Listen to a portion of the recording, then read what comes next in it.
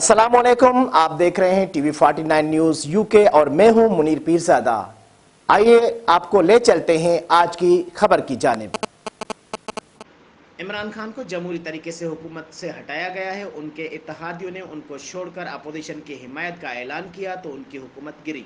इन ख्यालात का इजहार अवामी नेशनल पार्टी के मरकजी जनरल सेक्रेटरी मियाँ इफ्तिखार हुसैन ने प्रेस कॉन्फ्रेंस करते हुए किया। मजीद जानते हैं पेशावर से अपने डिविजनल ब्यूरो चीफ रूहुल अबरार से। जी रूहुल अबरार, बताइएगा। जी, अवामी नेशनल पार्टी के मरकजी जनरल सेक्रेटरी में इफ्तिखार हुसैन ने प्रेस कॉन्फ्रेंस करते हुए कहा कि इमरान खान को जमहूरी तरीके से हुकूमत से हटाया गया है। उनके इत्तेहादियों ने उनको छोड़कर अपोजिशन की हिमायत का ऐलान किया तो उनकी हुकूमत गिरी। जो हुकूमत इत्तेहादी के मंजूर मिन्नत था उसने उनको छोड़ दिया। इमरान खान ने सियासत में शाइस्तगी ख़त्म कर दी, नौजवान नस्ल को गुमराह कर रही है। मस्जिद नबी सल्लल्लाहु अलैहि वसल्लम में जो नाखुशगवार वाक़या रोनुमा हुआ, पूरी दुनिया के मुसलमानों ने उसकी मजम्मत की है।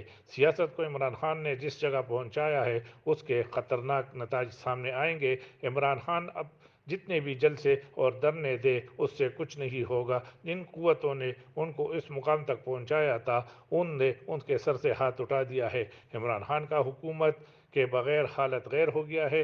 लंबे अरसे तक इमरान खान का झूठे ख़त का बयानिया नहीं चलेगा। जब अमेरिका में पाकिस्तान के सफ़ीर ने कह दिया है कि ऐसी कोई बात नहीं है तो इसमें अब आपको कोई हकीकत नहीं रही। ये झूठा ख़त इमरान खान और शाह महमूद कुरैशी ने खुद तैयार किया है।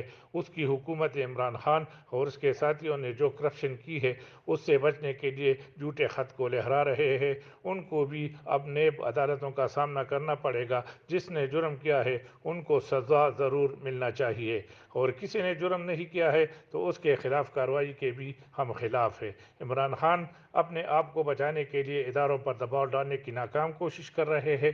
चीफ इलेक्शन कमीशन को इमरान खान ने खुद तैनात किया।